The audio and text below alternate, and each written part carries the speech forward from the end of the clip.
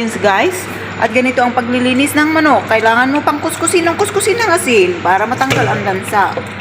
Ganyan daw ang pagluluto ng manok dito. Malansa kasi. At sa Pinas, hindi na asin. Oh, ayan. Guys, iluluto na natin ang ating manok. First, ipo-fry natin. Parang ganyan siya. Ganyan. Tapos na natin siyang i-fry guys. Tapos na natin i-fry ang ating chicken. Now, iluluto na natin siya ulit. So, ganun. Ganun yun. Say hi. Hi! Okay. Siya yung tagalagay ng tissue sa baba. So, ano kaya? Tama na yan. Sinasayang mo yung tissue. Mayaman ka ba sa tissue, be? Meron pa ako Oh, marami. ayan oh. Anong pinaggagawa mo? Ano yan? Naglalaro ka ng mahal-mahalan? Ang ating kanin guys. Yan yung kanin natin. Siya yung nagluluto. Yan. Yan nagluluto ng kanin natin. So, gagawin na natin. Ating oil. See? At ang ating manok. So, tama na. Ano ba namang klaseng cookie ito? Hindi expert. Susunod natin ngayon yung sibuyas. Ano na kayong ano pala? Asan yung ano natin? Yung kamatis? Subunod natin ang ating bawang. Then mamaya ilalagay natin ang ating kamatis. Oh, tama na. Guys, maglagay tayo ng mga 2 or 3 spoon na yogurt. Yung yogurt kasi guys is pangtalasa. Pangtalasa siya. Then, inikos-mikos lang natin siya, guys. Ganyan lang, mikos-mikos. Pagkatapos natin mikos-mikos, guys, we're gonna put the, what do you call it? Tomato paste. So, magiging ganyan ang style niya, guys. And then, after this, lalagyan natin ang ating biryani masala. Our biryani masala. So, lagay natin. Kung wala kayong biryani masala, anything guys, pwede nyo, sibuyas, chicken curry, whatever na meron kayo sa bahay. Yan. And then, pagkatapos nyan, inikos-mikos natin siya guys. Mikos-mikos lang, mikos-mikos na ganyan. Pagkatapos ng mikos-mikos, lagyan lang natin ulit kasi kulang.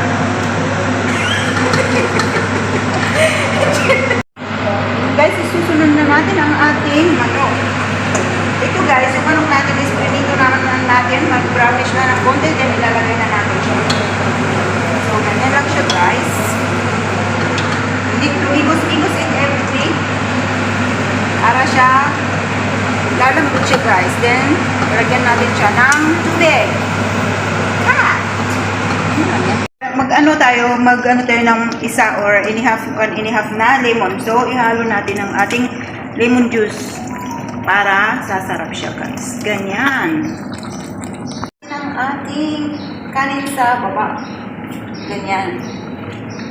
And then, pagkatapos niyan is lalagay natin ang ating ay, tagtag pa talaga ay. Ganyan lang. Ay, kumulo-ulo lang ang ating manok. So, ilalagay na natin ang ating chicken. Ay, wala tayo. Chicken natin. Ay, manok. Ay, kaldero natin. That's it. So, lalagay na natin ang ating manok. Ganyan lang siya, guys. Talaga pag hindi master ay sa paglalagay ng mga manok-manok parang ano yun ito lang yung simple na luto. Anong tawag sa luto mo? Mikos-mikos.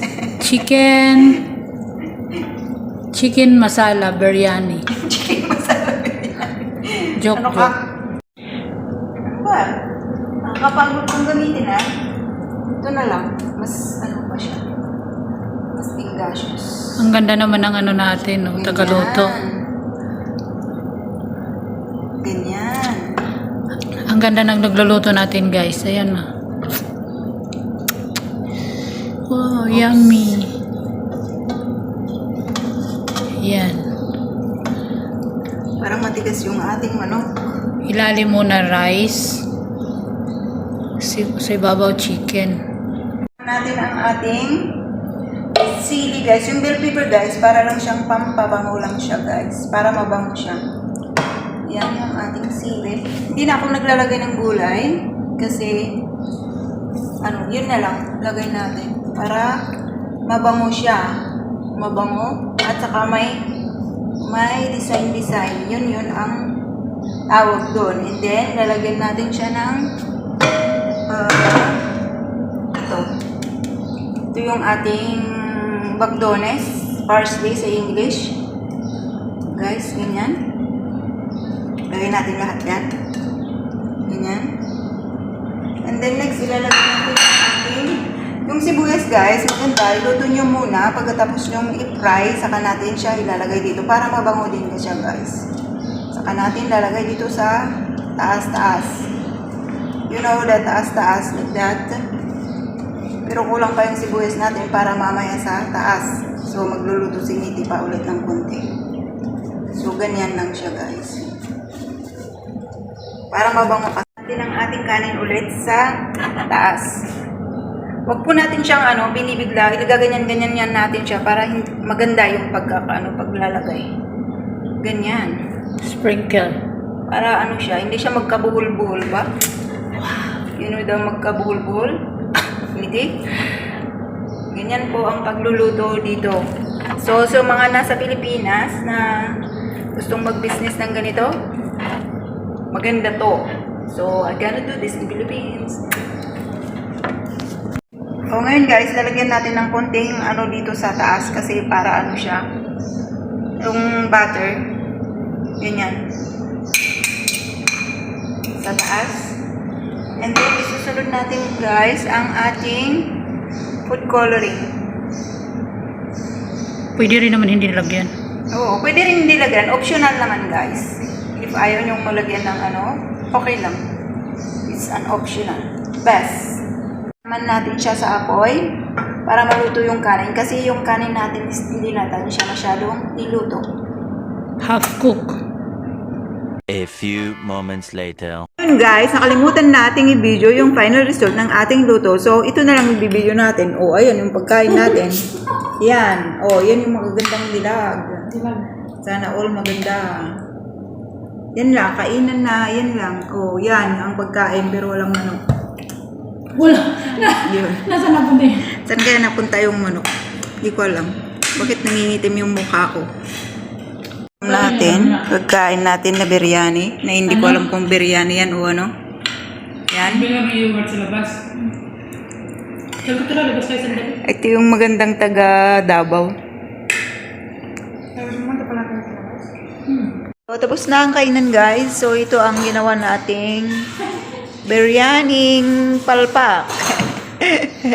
Biryaning palpak Pagkatapos ng pagkain, ayan, hugasin. And then ang ating salad.